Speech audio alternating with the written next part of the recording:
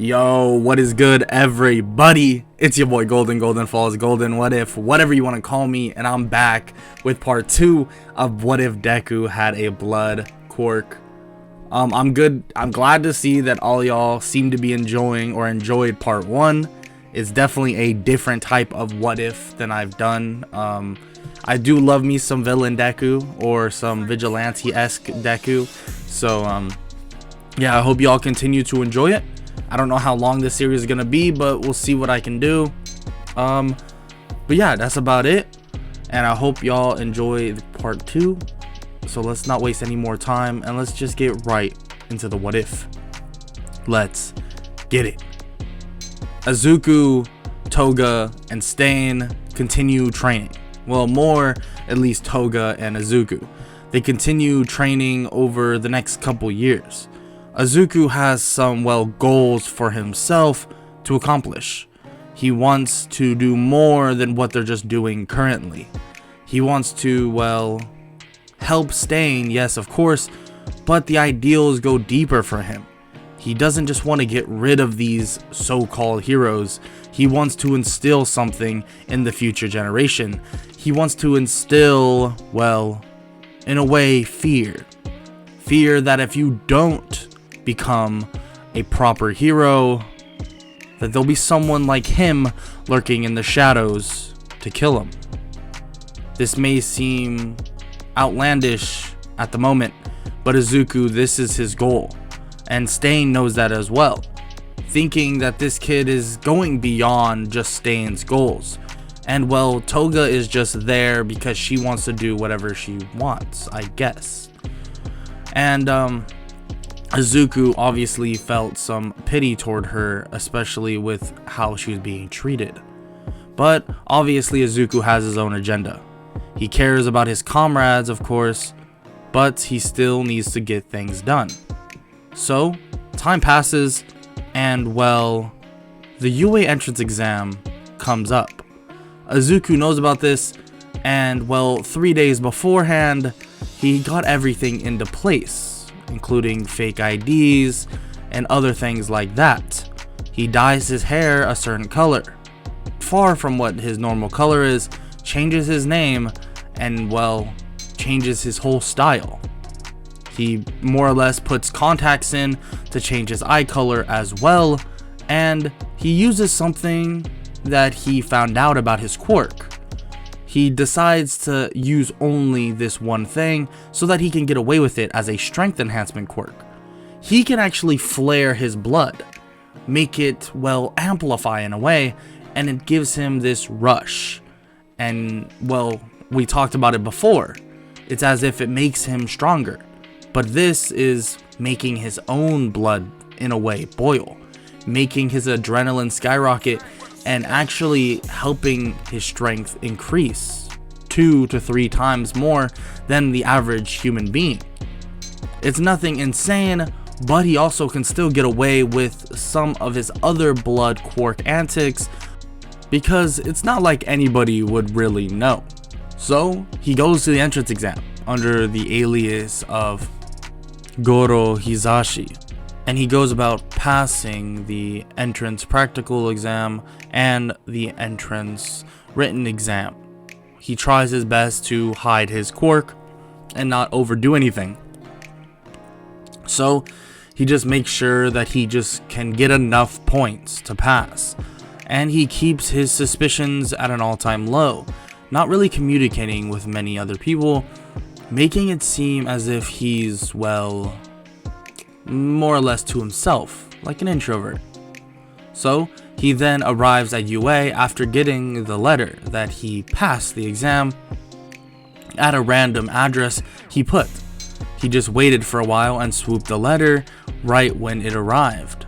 So he went to UA, arrived, and he met his class 1A, and someone was there that he knew, very familiar, and his name was Katsuki Bakugo. But luckily, with his dyed hair, changed eye color, and various other different styles of clothing, he would never realize that it was Izuku. He began learning from their sensei by the name of Shota Aizawa, other known as Eraserhead, but Izuku even deemed this person as, well, a good hero. Just like how All Might is a good hero. But Izuku knew the job, knew what he had to do, and he actually had suspicion of someone else in the class. Izuku can read intent. Everyone's blood moves differently. It boils differently in his mind. He can tell when someone's nervous, when someone's quaking, when someone's proud, when someone has an ego. He looks over, sees Bakugo, and can tell that he's very proud of himself, to the point that he's egotistical, maybe even too high on himself. He looks to a girl by the name of Ochako Uraraka, who seems shy and timid and afraid of failure. He's not sure what else, but he also sees, well, someone else. Someone by the name of Aoyama, that his blood boiled in a certain way, in a way that he was not only nervous, but terrified. But of what? Izuku didn't want to make assumptions, but it did not seem that he was terrified of their teacher, terrified of UA.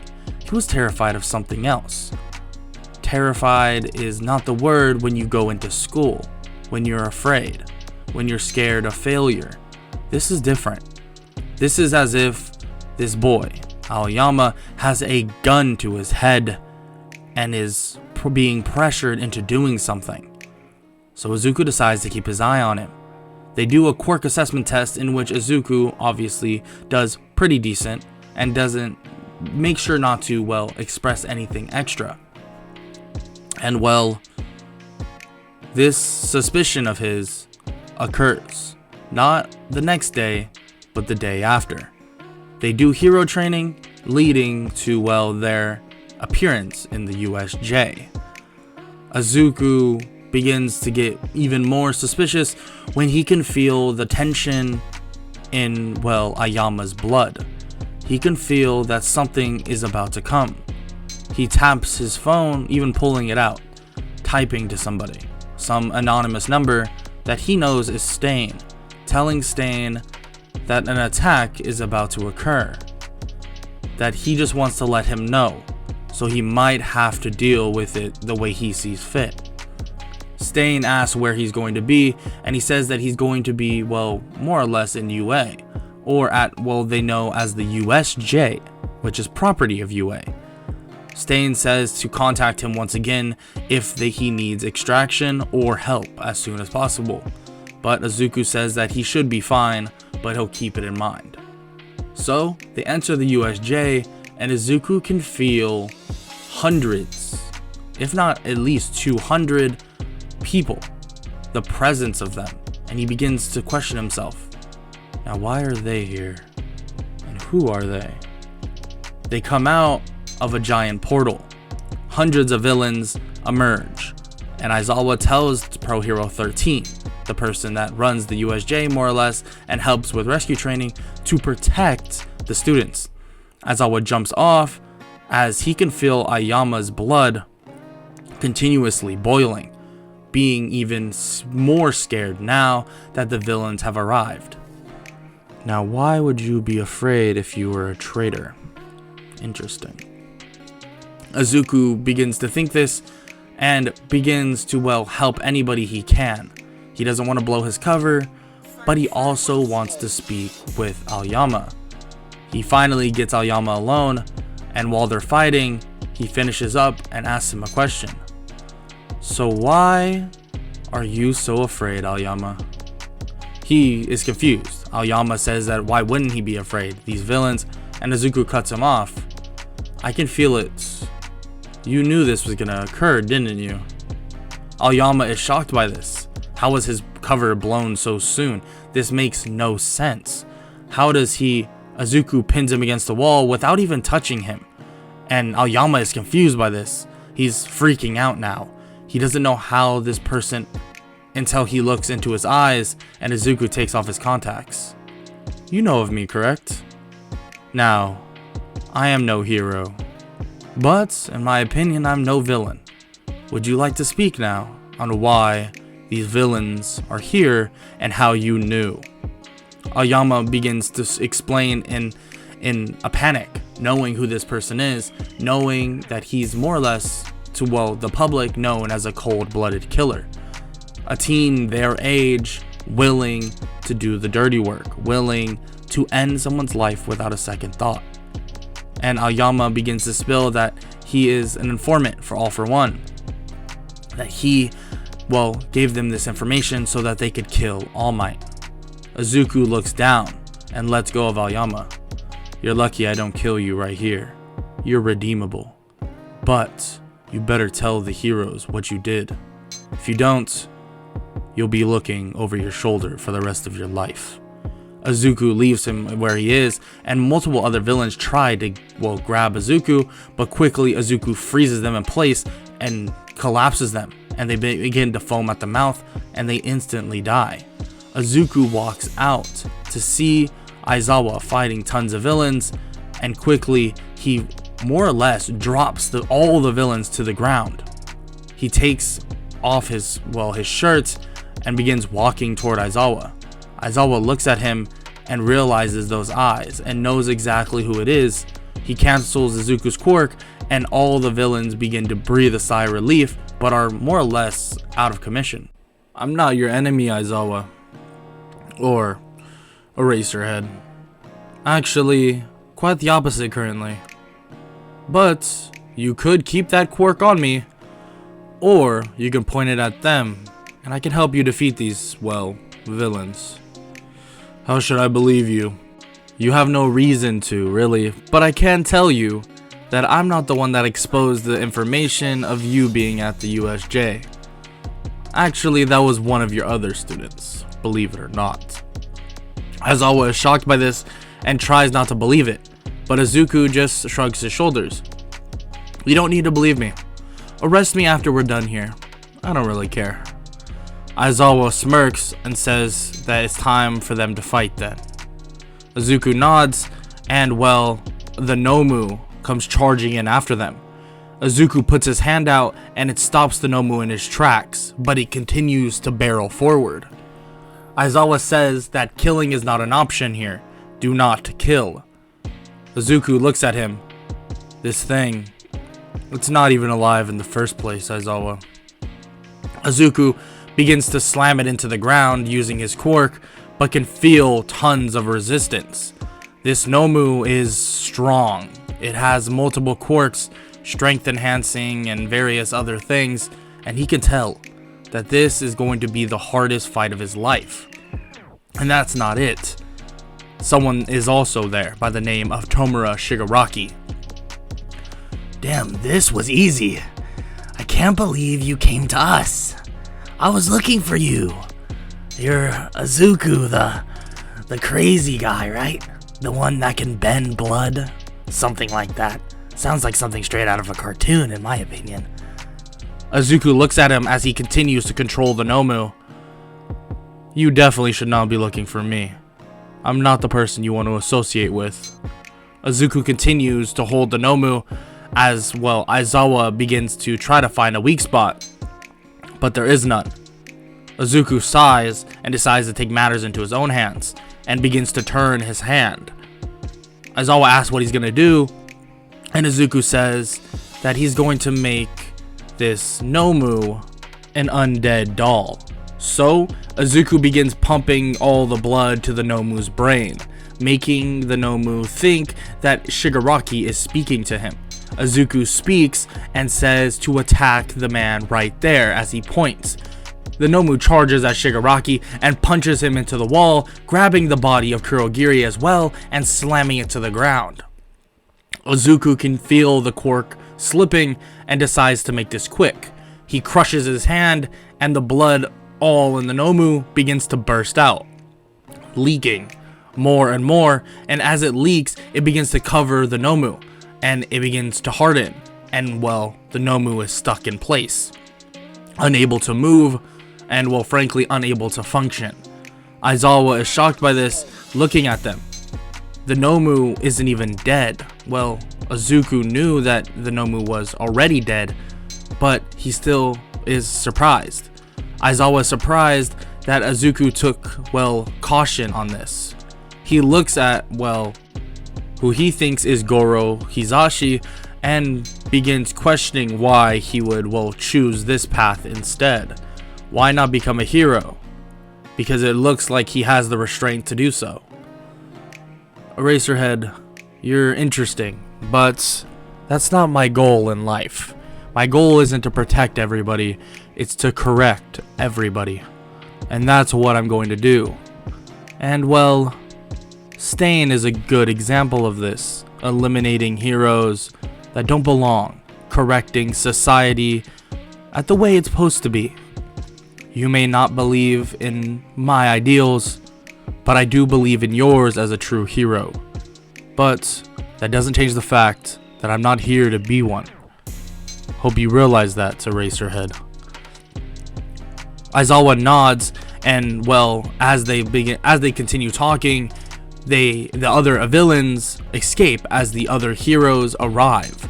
Shigaraki and Kurogiri escape with, well, the Nomu that is practically unusable now, but Izuku then looks to Aizawa and says a promise is a promise. He puts his hand out, basically waiting to get cuffed, and a bunch of heroes come down to cuff him. Well, that's until a rope then falls from the sky and Izuku grabs it and stuns them all, making them all freeze in place. Sorry about that, but I can't exactly let myself go to jail quite yet. Plus, how the hell are you gonna keep me in jail? Izuku gets pulled up very, very quickly by a rope, and they're out of there. Stain, Toga, and Izuku are gone as fast as they arrived. Stain tells him to not be so reckless next time. Come on, I knew you would come, and you did. Yeah, and what if I was busy, and I didn't? Okay, I won't be so reckless next time. I apologize. Toga kinda laughs, saying that it's like he's his father, and Stain denies this, saying that he's his sensei. No, he's kinda like my dad. It's not like I ever knew my dad, and my mom's kind of, well, horrible as well, but that's beyond the point. Toga begins to say how cute that is, but then Stain tells them to both stop, that they still have a mission to, well, attend to. Stain says that he needs to deal with some hero in a nearby city, and they should be spotted there in the next couple days. So to be ready when they are, well, gonna go over there. Some time passes, and Izuku, Toga, and Stain head over, and they tell Toga to just watch and not do anything stupid. Her quirk is useful, but not for, well, things like this. And she begins complaining, saying that she's also dynamic in fighting as well, but Izuku and Stain just deny this, saying that she could be a target of a weak spot if it came down to it. She gets kind of mad about this and says fine, that she'll train even harder so that they will never think that ever again about her. They both roll their eyes and then jump down toward the hero that they want to eliminate, in which they do, in very quick fashion. But the thing is, someone is lurking around the corner. Ingenium, well, the pro hero, one of the most famous in the world. And he comes out of nowhere to fight the hero killer and Izuku. Stain is about to attack him, but Izuku says that he is a real hero, and Stain says that he knows this, but he cannot take this man lightly, so if need be, he will kill him as well. Izuku shakes his head and stops Ingenium in his place. You don't do what you're about to do. It's not a good idea. I'll give you a chance to leave, a chance to go, but I don't want to have to hurt you.